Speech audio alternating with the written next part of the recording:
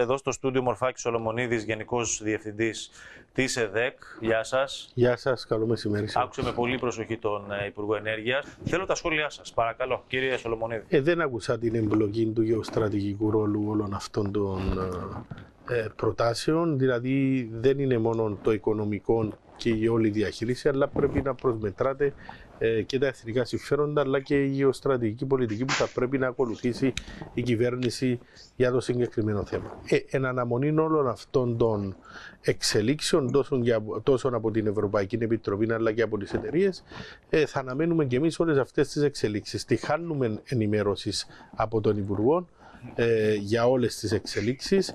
Για να είμαι ειλικρινής, σε μια πρωινή σύσκεψη που είχαμε σήμερα στο κόμμα, αποφασίσαμε να ζητήσουμε μια συνάντηση, τώρα το λέω, με τον Υπουργό, για να τύχουμε μια συνολική ενημέρωση για όλες αυτές τις ενέργειες, ούτως ώστε να γνωρίζουμε και εμείς και να ενημερώσουμε και τα συλλογικά όργανα του κόμματος για όλες αυτές τις εξελίξεις που τρέχουν. Σχόλιά σας για την έκθεση του Αντώνιο Γκουτέρες για την Ουμφική.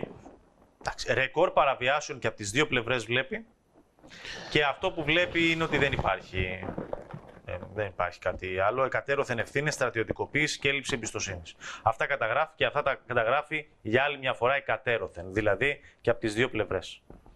Η πρώτη εκτίμηση, η πρώτη μελέτη της έκθεσης, εμείς ως ΕΔΕΚ εστιάζεται σε 4 σημεία. Το πρώτο σημείο, λείπει παντελώς, απουσιάζει το αποτύπωμα ότι το Κυπριακό είναι θέμα εισβολής, συνεχιζόμενης κατοχής, επικισμού και καταπάτησης όλων των κανόνων διεθνούς δικαίου. Το απουσιάζει. Το δεύτερο είναι η απαράδεκτη τήρηση ίσων αποστάσεων μεταξύ των δύο πλευρών, η εξίσωση των παραβιάσεων μεταξύ ενός ψευδοκράτους, με έναν κράτος που είναι υποκατοχή, που είναι η Κυπριακή Δημοκρατία, και το πιο ουσιαστικό που βλέπουμε είναι ότι μας καλεί σε διάλογο, ενώ γνωρίζει ότι η Κυπριακή Δημοκρατία δεν μπορεί σε καμία περίπτωση να εμπλακεί σε ένα διάλογο με το ψευδοκράτος όσον αφορά την νεκρή ζώνη.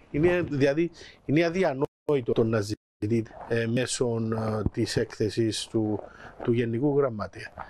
Εκείνο που θα αναμένουμε, υπάρχουν και άλλα σημεία που με αναφορές για την πύλα, για τα βαρόσια κτλ. Που είναι περισσότερο θεωρητικά.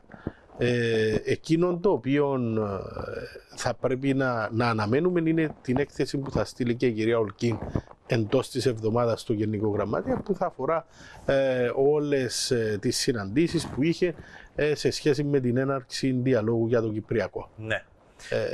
Αυτός πρώτη εκτίμηση και ανάλυση των πορισμάτων της έκθεσης. Από εκεί και πέρα θεωρώ ότι είναι απαράδεκτη αυτή η τήρηση της στάσης της τήρησης των ίσων αποστάσεων μεταξύ ενός ψευδοκράτους και της Κυπριακής Δημοκρατίας. Θα πρέπει να το πάρουμε πολύ σοβαρά, και γι' αυτό επιμένουμε ότι θα πρέπει να επανεξετάσουμε ακόμα και τον τρόπο που συζητούμε για το Κυπριακό και ποιες είναι οι νέες στάσεις και οι νέες προκλήσεις που θα πρέπει να συνυπολογίσουμε. Σε αυτή τη φάση δεν συζητάμε καν για το Κυπριακό, αλλά είναι παγωμένα, κύριε Σολομονίδη. Κύριε Σολομονίδη, αύριο έχει και Εθνικό Συμβούλιο στο ζήτημα της Διζωνικής Δικοινοτικής Ομοσπονδίας, παρότι έχετε στην κυβέρνηση, νομίζω έχετε τις ίδιες απόψεις. Έχουμε τις ίδιες απόψεις, όντως. Τώρα, σε σχέση με το αυριανό Εθνικό Συμβούλιο, υπάρχουν δύο θέματα, τα οποία, όπως ο ίδιος ο πρόεδρος της Δημοκρατίας έχει δηλώσει, θα κάνει αναφορά, ενημέρωση των αρχηγών σε σχέση με τις εξελίξεις οι οποίες είχε ο ίδιος, αλλά και με τις συναντήσεις που είχε με την Ολκίν για το πώς προχωράει η διαδικασία. Από εκεί και πέρα θεωρώ ότι θα πρέπει και θα σχολιαστεί η έκθεση του Γενικού Γραμματέα εν αναμονή και της ενημέρωσης που θα έχουμε από τον Πρόεδρο αύριο.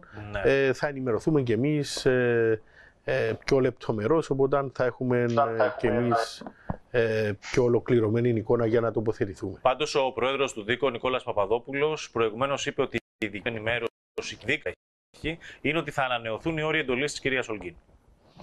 Εντάξει, δεν έχουμε εμείς τέτοια ενημέρωση.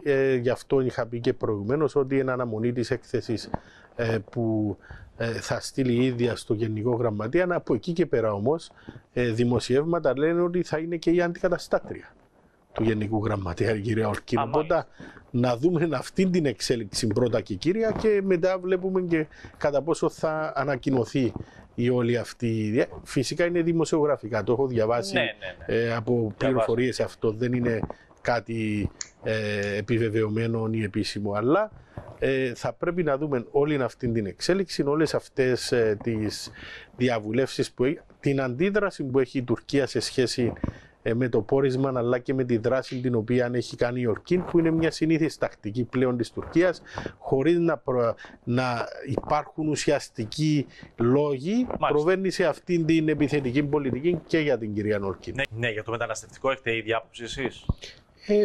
Θεωρούμε για ότι τις αναφορές όπως καταγράφονται μέσα στην έκθεση.